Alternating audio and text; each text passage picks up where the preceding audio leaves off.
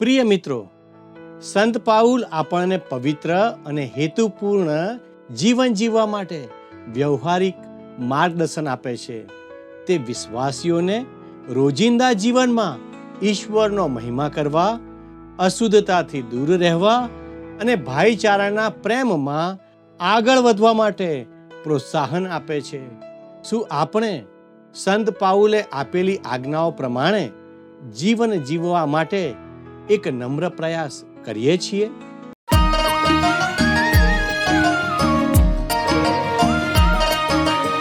સ્તવન કરું, સ્તવન કરું, સ્તવન કરું ઈસુ તારું. વચન સુણીને ગ્રહણ કરું સહુ, તેને પંથે ચાલુ. સ્તવન કરું, સ્તવન કરું, સ્તવન કરું ઈસુ તારું. વાલા મિત્રો, નમસ્કાર. આજના સ્તવન કાર્યક્રમમાં આપનું હાર્દિક સ્વાગત કરું છું. તમને યાદ હશે કે હાલમાં આ કાર્યક્રમમાં આપણે થેસાલોનિકીઓને પાઉલ પ્રેરિતના પહેલા પત્રનો અભ્યાસ કરી રહ્યા છીએ. મિત્રો, ઈશ્વર પવિત્ર છે અને આપણે અપવિત્ર પાપી મનુષ્યો છીએ. આ બાબત આપણને ઈશ્વરથી અલગ કરે છે, કારણ કે ઈશ્વર પાપને સાંખી શકતા નથી. આજે આપણે પવિત્રીકરણના કેટલાક પાસાઓ, એટલે આપણે કેવી રીતે પવિત્ર બની શકીએ અને ખ્રિસ્તના આગમન સુધી આપણે આપણી પવિત્રતાને કેવી રીતે જાળવી શકીએ તે વિશે શીખીશું. આજે આપણે પહેલો થેસાલોનિકી 4 અધ્યાય 3-12 કલમનો અભ્યાસ કરીશું. આવો આજના અભ્યાસમાં આગળ વધીએ.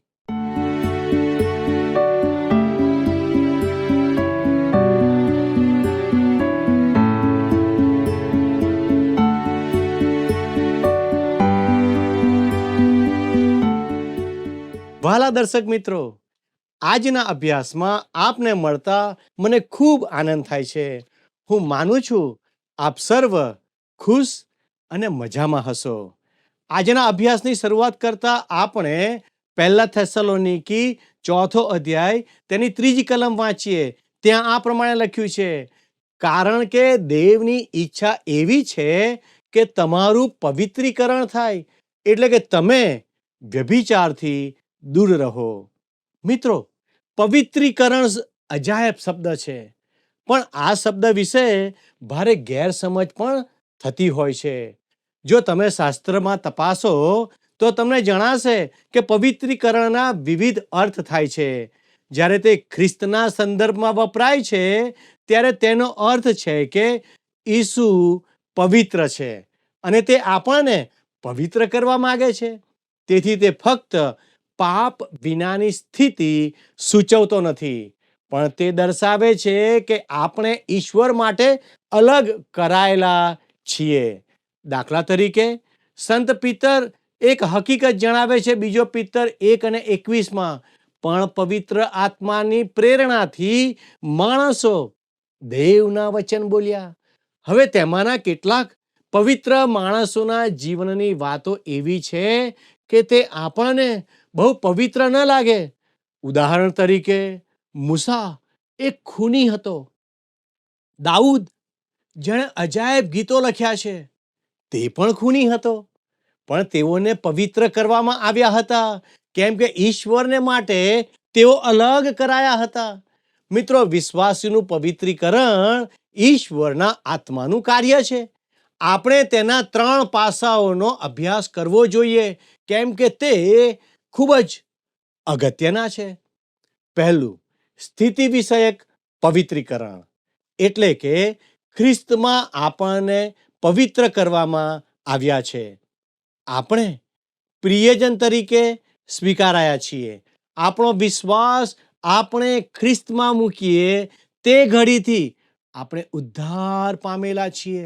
આપણે કોણ છીએ તેને લીધે આપણો સ્વીકાર કદી કરાયો નથી, પણ ખ્રિસ્તે આપણા માટે જે કર્યું છે તેને લીધે આપણો સ્વીકાર કરવામાં આવ્યો છે. આમ સ્થિતિ વિષયક પવિત્રીકરણ ખ્રિસ્તમાં આપણી સંપૂર્ણતા છે.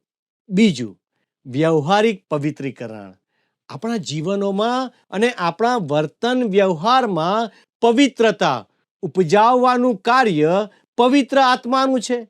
જ્યાં સુધી આપણે આ શરીરમાં આપણા જૂના પાપી સ્વભાવ સાથે છીએ ત્યાં સુધી આ વ્યવહારિક પવિત્રીકરણ સંપૂર્ણ થશે નહીં. ત્રીજું, સંપૂર્ણ પવિત્રીકરણ. જ્યારે આપણે ઈસુ ખ્રિસ્તની પ્રતિમામાં રૂપાંતર પામીશું ત્યારે ભવિષ્યમાં આ પવિત્રીકરણ થશે. તે સાથે જ સ્થિતિ વિષયક અને વ્યવહારિક બંને પવિત્રીકરણ પણ સંપૂર્ણ થશે. પ્રિય મિત્રો, પવિત્રીકરણનો શાબ્દિક અર્થ ઈશ્વર માટે અલગ કરવું થાય છે. જે ઘડીએ ખોવાયેલો પાપી વ્યક્તિ ખ્રિસ્ત પાસે આવે છે અને ખ્રિસ્તને ઉદ્ધારનાર તરીકે સ્વીકારે છે ત્યારે તે વ્યક્તિ ઈશ્વરના ઉપયોગ માટે અલગ કરાય છે. આ બાબત જૂના કરારમાં મુલાકાત મંડપની બાબતમાં સ્પષ્ટતાથી શીખવવામાં આવી છે. ઈશ્વરે જૂના કરારના વિશ્વાસીઓને મહાન સૈદ્ધાંતિક સત્યો ખૂબ સરળ અને વ્યવહારિક પાઠો વડે શીખવ્યા છે. મુલાકાત મંડપમાં વાસણો અને સાધનો હતા જે અર્પણ માટે વપરાતા હતા. અરણ્યમાંથી 40 વર્ષ પસાર કર્યા પછી તે વાસણો, ચમચા, કાંટા, તપેલા, થાળ વગેરે ખૂબ ટીચાઈ ગયેલા અને ઘસાઈ ગયેલા હશે. હવે તે સુંદર અને આકર્ષક નહીં હોય. કદાચ વાપરવા ન ગમે તેવા લાગતા હશે. તો પણ ઈશ્વરે તેમને પવિત્ર વાસણો કહ્યા. તેઓ ઈશ્વરના કાર્ય માટે અલગ કરાયા હોવાથી તેઓ પવિત્ર હતા. આ બાબત આપણને પણ લાગુ પડે છે. જ્યારે કોઈ વ્યક્તિ ખ્રિસ્ત પાસે આવે ત્યારે તેનો ઉદ્ધાર થાય છે. તે બચાવ પામેલી વ્યક્તિ છે, તેથી તે વિશ્વાસી બની જાય છે. સંત પાઉલ કહે છે, ઈશ્વરની ઈચ્છા એવી છે કે તમારું પવિત્રીકરણ થાય. તમને પવિત્ર હેતુ માટે અલગ કરવામાં આવ્યા છે. ઈશ્વરના ઉપયોગ માટે પસંદ કરવામાં આવ્યા છે. દરેક વિશ્વાસી ઈશ્વરના ઉપયોગ માટે અલગ કરાયેલ છે. તેથી જ સંત પાઉલ લખે છે, એટલે તમે વ્યભિચારથી દૂર રહો. આ શિક્ષણ ફક્ત થેસાલોનિકાની મંડળી માટે જ નહોતું, કારણ કે ફક્ત તેઓ જ પાપમાં અથવા દેહના પાપમાં ન હતા. રોમનોના રાજ્યકાળ દરમિયાન જ દેહવાસનાના પાપમાં લોકો જીવતા હતા એવું નથી. વર્તમાન સમયમાં પણ લોકો વ્યભિચારના પાપ સાથે સંકળાયેલા છે. હવે તો શૈતાનની પણ ભક્તિ થાય છે અને તેને લગતા પંથોની ક્રિયાઓમાં લોકો ભળે છે. વળી દુષ્ટ વિદ્યા અને રહસ્યમય ધર્મ ક્રિયાઓ લોકોમાં જોવા મળે છે. વળી આવી નકામી બાબતોમાં કામ વાસના અને વ્યભિચાર સંકળાયેલા હોય છે. વાલા મિત્રો, અતિ કરુણ બાબત એ છે કે વિશ્વાસીઓ પણ વ્યભિચારના પાપમાં સપડાય છે. તેઓની સામે પગલાં લેવાને બદલે તેમને માટે આંખ આડા કાન કરવામાં કે ઢાંકવામાં આવે છે. આપણે તો ઈશ્વરના માટે અલગ કરાયેલા લોકો છીએ. સંત પાઉલ જણાવે છે કે તમે દૈહિક પાપોમાં રહીને ઈશ્વરના માટે ઉપયોગી બનવાની કલ્પના કરી શકો નહીં. જો તમે સતત પાપમાં જ જીવતા હોય તો તમે ઈશ્વરની સેવા કરી શકતા નથી. તમે ઈશ્વરના કાર્યને માટે ઉપયોગી બનવાને બદલે તેને નુકસાન કરનાર બનો છો. શું ખ્રિસ્તી વ્યક્તિએ પવિત્રતા માટે ઝંખવું જોઈએ? વાલા દર્શક મિત્રો, હું માનું છું કે હા, પણ આપણે એ સમજવું જોઈએ કે આપણે ફક્ત ખ્રિસ્તમાં જ ઈશ્વરને સ્વીકાર્ય બનીએ છીએ. સંત પાઉલ જણાવે છે કે આપણને પવિત્ર કરવામાં આવ્યા છે, ઉચ્ચ સ્થિતિએ લાવવામાં આવ્યા છે અને ઈશ્વરના ઉપયોગ માટે અલગ કરવામાં આવ્યા છે. તો હવે શું? આવો પહેલા થેસલોનિકી 4 અને 5 શું કહે છે તે નિહાળીએ. અને તમારામાંનો દરેક દેવને ન જાણનાર વિદેશીઓની પેઠે વિષય વાસનામાં નહીં, પણ પવિત્રતામાં તથા માનમાં પોતાનું પાત્ર રાખી જાણે. વહાલા દર્શક મિત્રો, થેસાલોનિકાના વિશ્વાસીઓની આસપાસ જે અન્ય ધર્મી લોકો હતા, તેઓ કામ વાસના અને ધર્મની ભેળસેળ કરતા હતા. ગ્રીકોમાં કામ વાસના દેવ હતો. તમે કરિન્થ શહેર જાઓ અને ત્યાં આવું જોવા મળે. થેસાલોનિકામાં પણ આવું જ હતું. સંત પાઉલ જણાવે છે કે વિશ્વાસીઓએ તો શુભ સંદેશને યોગ્ય જીવન જીવવાનું છે.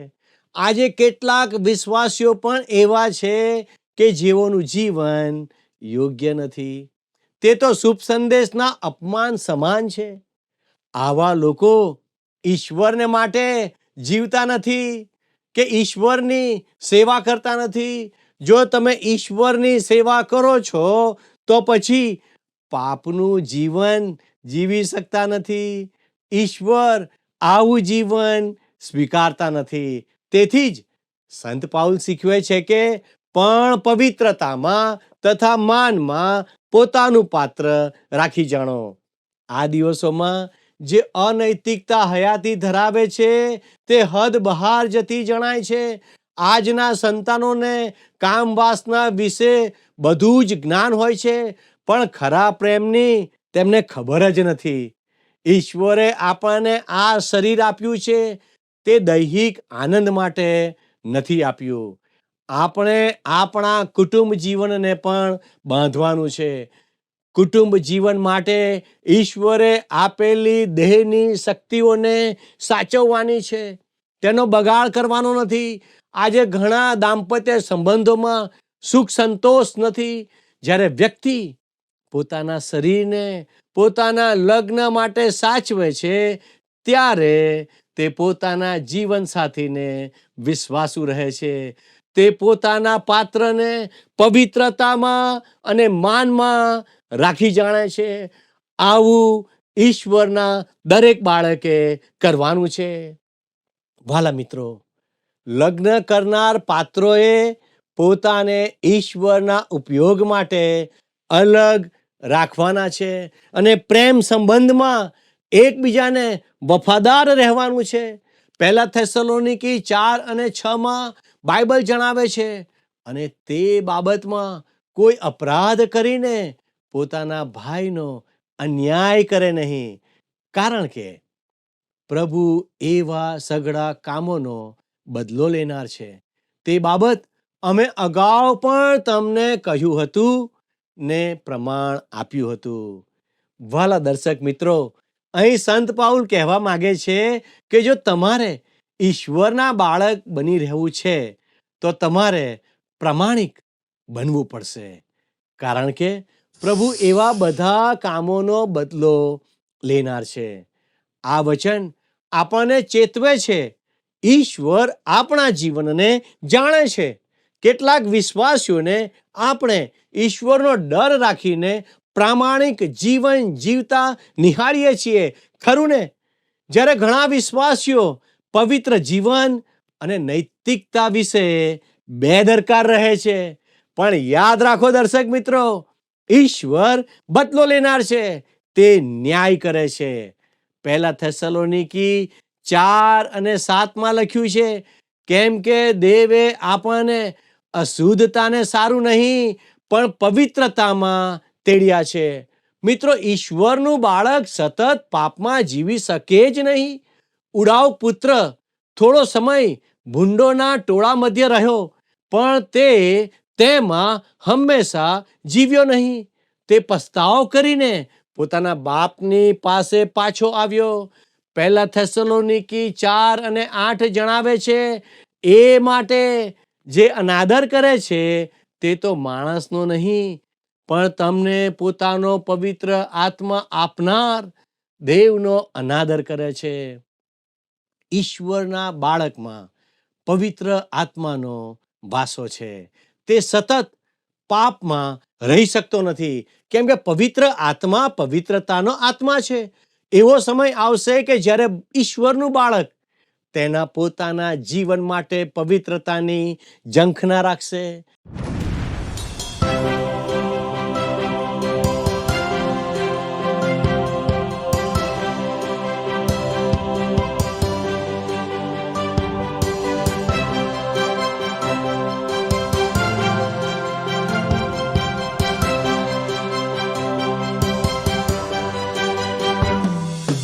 અમને જોઈએ અગ્નિ, માનીએ તુજ વાણી, એટલી છે વિનંતી અગ્નિ પડવા દે.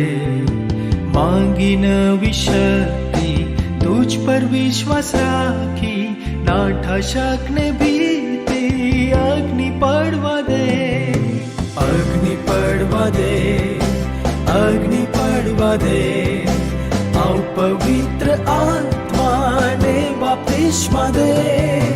અગ્નિ પડવા દે, અગ્નિ પડવા દે, આવ પવિત્ર આત્માને બાપ્તિસ્મા દે.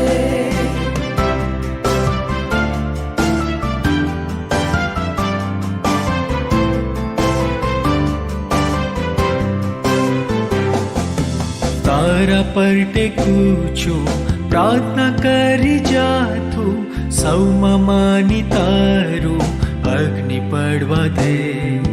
તારી ગમ સૌલાવી, મનમાં હર્ષ ઉપજાવી, સ્વર્ગી ઘંટ વગાડી અગ્નિ પડવા દે.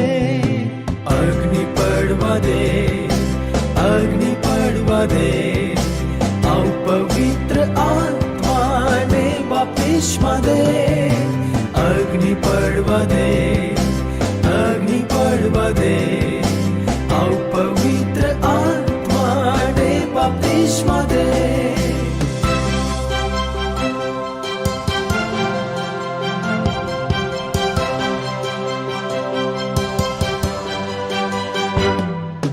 વફાદાર રહીએ, તુજથી બળ પામીએ, પ્રેમે વશ થઈએ અગ્નિ પડવા દે. પાડતા ભૂમાનંદે નાસી ગયો સંદે, જય મળે છે અમને અગ્નિ પડવા દે. અગ્નિ પડવા દે, અગ્નિ પડવા દે, આવ પવિત્ર આત્માને બાપ્તિસ્મા દે. અગ્નિ પડવા દે, અગ્નિ પડવા દે, આવ પવિત્ર આત્માને બાપ્તિસ્મા દે.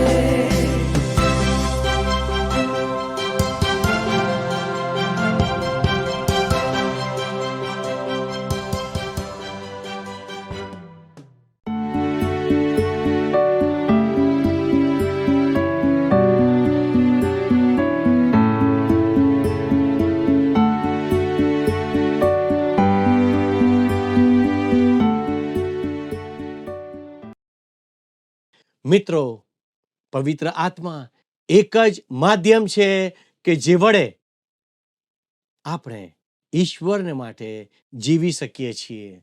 ગલાતીઓને પત્રમાં સંત પાઉલ જણાવે છે કે ઈશ્વરના બાળકે દેહના પાપોમાં આનંદ લેવાનો નથી, તેના બદલે તેનામાં પવિત્ર આત્માના ફળો દેખાવા જોઈએ. રોમનોનો પત્ર 8મો અધ્યાય 3જી કલમમાં પાઉલ ખૂબ સ્પષ્ટ કહે છે કે પણ જે નિયમ શાસ્ત્ર કરી ન શક્યું. કેમ? શું નિયમ ખોટો છે? ના, નિયમ ખોટો નથી. 10 આજ્ઞાઓ ખોટી નથી. મુશ્કેલી માણસના પક્ષે છે, નિયમની નથી. માણસ 10 આજ્ઞાઓના સ્તર સુધી પહોંચી શકતો નથી, તેમજ તે નવા કરારમાં અપાયેલી આજ્ઞાઓથી પણ જીવી શકતો નથી. પરંતુ તેને ઈશ્વર પરાયણ જીવન જીવવા જે પવિત્ર આત્મા અપાયેલો છે તે તેને શક્તિમાન કરે છે. ઈશ્વરે દરેક વિશ્વાસીને પવિત્ર આત્મા આપ્યો છે. વ્યક્તિ ઉદ્ધાર પામે પછી તેને પવિત્ર આત્મા શોધવાનો નથી. જે ઘડીએ એક પાપી ખ્રિસ્ત પર વિશ્વાસ કરે છે તે જ ઘડીએ તે વ્યક્તિમાં ઈશ્વરનો આત્મા રહેવા આવે છે.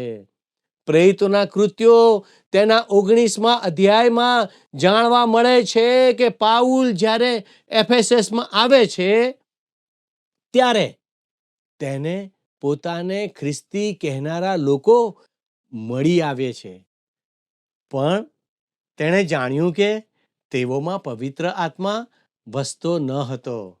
તેણે તેઓને પૂછ્યું કે તમે ઉદ્ધાર પામ્યા ત્યારે તમે પવિત્ર આત્મા પામ્યા? તેઓએ જવાબ આપ્યો કે પવિત્ર આત્મા વિશે તેઓએ કદી સાંભળ્યું નથી.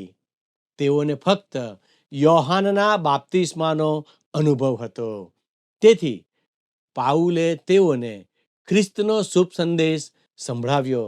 ત્યાર પછી તેઓ ઉદ્ધાર પામ્યા અને તેઓને પવિત્ર આત્મા પ્રાપ્ત થયો. વાલા મિત્રો, તમે પરિવર્તન પામો અને ખ્રિસ્તની પાસે આવો ત્યાર પછી જ તમને પવિત્ર આત્મા પ્રાપ્ત થશે. જ્યારે વિશ્વાસી વ્યક્તિ પવિત્ર આત્મા પામે છે અને પછી તે ખ્રિસ્તના શરીરમાં કાર્યરત બને છે, તે પછી તે વ્યક્તિને પવિત્ર આત્માના ભરપૂરીપણાના ઘણા અનુભવ થઈ શકે છે. હા વાલા દર્શક મિત્રો, આપણે સતત પવિત્ર આત્માના ભરપૂરીપણાનો અનુભવ કરવો જોઈએ. આપણામાં વસતો પવિત્ર આત્મા જ આપણને પવિત્ર જીવન જીવવા તરફ દોરે છે અને તે માટે શક્તિમાન પણ કરે છે. હવે આપણે 1 થેસલોનિકી 4:9 ને નિહાળીએ. પણ ભાઈ પરની પ્રીતિ વિશે કોઈને તમારા પર લખવાની કંઈ જરૂર નથી, કેમ કે તમે પોતે એકબીજા પર પ્રેમ રાખવાને દેવથી શીખવેલા છો. અહીં પ્રેમના વિષયમાં સંત પાઉલ અજાયબ વાત કરે છે. વિશ્વાસીને વિશ્વાસી ભાઈઓ પ્રત્યે પ્રેમ હોવો જ જોઈએ. અહીં ઈશ્વરી પ્રેમની વાત છે. પવિત્ર આત્માનું ફળ પ્રેમ છે. તે કોઈ વિચારધારાનો પ્રેમ નથી. તે ફક્ત શાબ્દિક પ્રેમ પણ નથી. તે સત્ય પ્રેમ છે, દ્રઢ પ્રેમ છે. આવો પ્રેમ પવિત્ર આત્મા વડે વિશ્વાસીના જીવનમાં જન્મે છે. સંત પાઉલ પવિત્ર આત્માની વાત કર્યા પછી તરત જ ભાઈચારાના પ્રેમની વાત કરે છે. તે લખે છે, પણ ભાઈ પરના પ્રેમ વિશે કોઈને તમારા પર લખવાની કંઈ જરૂર નથી, કેમ કે તમે પોતે એકબીજા પર પ્રેમ રાખવાને દેવથી શીખવેલા છો. તે કેવું અજાયબ છે કે ઈશ્વરના બાળકની ઓળખની નિશાની પ્રેમ છે. ઈશ્વરના બાળક હોવાનો વિશ્વાસીનો પુરાવો એ છે કે તે પોતાના ભાઈ પર પ્રેમ કરે છે. પ્રિય મિત્રો, પ્રેરિત યોહાન આ પ્રેમ પર ભાર મૂકે છે અને આ પત્રમાં પણ આપણને ઈશ્વર ભાઈ પર પ્રેમ કરવાનું શીખવે છે. આપણો ભાઈ ગમે તેવો હોય, તેનો ભૂતકાળ ગમે તેવો હોય, તેણે આપણી સાથે ખરાબ વર્તન કર્યું હોય, પણ આપણે તેના પર પ્રેમ કરવાનો છે, કેમ કે તે જ ઈશ્વરના બાળકો હોવાનો પુરાવો અને ચિહ્ન છે. 1 થેસલોનિકી 4:10 જણાવે છે, કેમ કે તમે ખરેખર આખા મકદોનિયાના સગડા ભાઈઓ પર એ પ્રમાણે પ્રેમ રાખો છો. પણ ભાઈઓ, અમે તમને વિનંતી કરીએ છીએ કે તમે હજુ વધારે પ્રેમ રાખો. મિત્રો, ભાઈઓ માટેનો પ્રેમ વૃદ્ધિ અને વિકાસ માટેનું ક્ષેત્ર છે. આ થેસાલોનિકાના વિશ્વાસીઓ ભાઈઓ પર પ્રેમ કરતા હતા, પણ તેમનો પ્રેમ જીવનની સર્વોચ્ચતાએ પહોંચ્યો ન હતો. તેઓ તેમના પ્રેમમાં સંપૂર્ણ ન હતા અને હજી તેમના સુધારાને અવકાશ હતો. સંતો મધ્યે પણ વ્યક્તિગત વિરોધાભાસ હોઈ શકે છે, પણ આપણે કોઈનો તિરસ્કાર કરવાનો નથી. ઈશ્વરના બાળક તરીકે આપણે હજી તેમને પ્રેમ કરી શકીએ છીએ. આપણે કોઈની રહેણી કરણી ન ગમતી હોય છતાં આપણે પ્રેમ કરવાનો છે. કોઈની વાત કે પદ્ધતિ આપણને ન ગમે છતાં આપણે પ્રેમ જ કરવાનો છે. મિત્રો, ભાઈઓ પરના પ્રેમમાં જ આપણી ખરી કસોટી થાય છે. તેથી પોતાની તપાસ કરતા રહીએ. શું હું મારા ભાઈ પર અને એકબીજા પર પ્રેમ કરું છું? વહાલા દર્શક મિત્રો, આવો આપણે પ્રાર્થના કરીએ. વહાલા પરમેશ્વર, તમે અમને મદદ કરો કે અમે વ્યભિચારના પાપથી દૂર રહીએ અને અમે એકબીજાને પ્રેમ કરનારા બનીએ. અમે અમારા ભાઈઓ પર પ્રેમ રાખીએ, અમારા કુટુંબને પ્રેમ કરીએ, અમારા પરિવારની અમે કાળજી લેનારા બાળકો બનીએ. પવિત્ર પ્રભુ, તમે અમને સહાય અને મદદ કરો. અમારી આ પ્રાર્થના ઈસુના નામમાં માગીએ છીએ. આમેન. પવિત્રતા ધારણ કરવી એ માણસનું કામ નથી. આપણે ઈશ્વર દ્વારા પવિત્રતાને પામી શકીએ છીએ. જ્યારે આપણે પવિત્ર થઈએ છીએ ત્યારે જ આપણે ઈશ્વરને માટે લાયક ગણાઈએ છીએ. અહીં પાઉલ આપણને પવિત્રતા, ભાઈચારાનો પ્રેમ અને ખ્રિસ્તના પુનરાગમનની અપેક્ષા સાથે જીવન જીવવા માટેના આહ્વાનની એક શક્તિશાળી યાદ અપાવે છે. તે આપણને શીખવે છે કે પવિત્રતા એક યાત્રા છે અને ઈશ્વરની કૃપા આપણને સશક્ત બનાવવા માટે ઉપલબ્ધ છે. પાઉલ આપણને જાતીય અનૈતિકતાથી દૂર રહેવા અને પવિત્રતા અને સન્માનનું જીવન જીવવા ચેતવણી આપે છે. મિત્રો, શું આ ચેતવણી તમે ધ્યાન પર રાખશો? અહીં પવિત્રતાનો વિષય કેન્દ્ર સ્થાને છે. પાઉલ એમ પણ શીખવે છે કે આપણે એકબીજા પ્રત્યેના પ્રેમ માટે પ્રશંસા કરવી જોઈએ અને તેમને વધુ શ્રેષ્ઠ બનવા માટે પ્રોત્સાહિત કરવા જોઈએ. તે સાથે દરેક વિશ્વાસીએ શાંત રહેવું જોઈએ, પોતાના કામો જાતે કરવા જોઈએ અને પોતાને હાથે ઉદ્યોગ કરીને જીવન જીવવું જોઈએ. વહાલા મિત્રો, શું તમે આ પ્રમાણે જીવન જીવવા તૈયાર છો? મિત્રો, આજની આપણી બાઇબલ ક્વિઝનો પ્રશ્ન છે, પવિત્રીકરણ શબ્દનો અર્થ શું થાય છે? એ. પોતા માટે અલગ, બી. ઈશ્વર માટે અલગ, સી. ઈશ્વરથી દૂર, ડી. ઈશ્વરમાં હોવું. મિત્રો, ગત પ્રશ્નનો જવાબ છે એ. જીવન. તો અમારા આજના પ્રશ્નનો જવાબ જલ્દીથી મોકલી આપશો. દરેક પ્રશ્નનો સાચો જવાબ આપનાર વિજેતાઓના નામ દર મહિનાના પ્રથમ સોમવારે જાહેર કરવામાં આવશે. અમારો સમય અહીં પૂરો થાય છે. સંપર્ક માટે અમારો ફોન નંબર છે 94 29 37 56 10 9429375610. ઈશ્વર આપને આશીષ આપો. આમેન. શું તમને આ કાર્યક્રમ ગમ્યો? અત્યારે જ અમને મિસ કોલ કરો.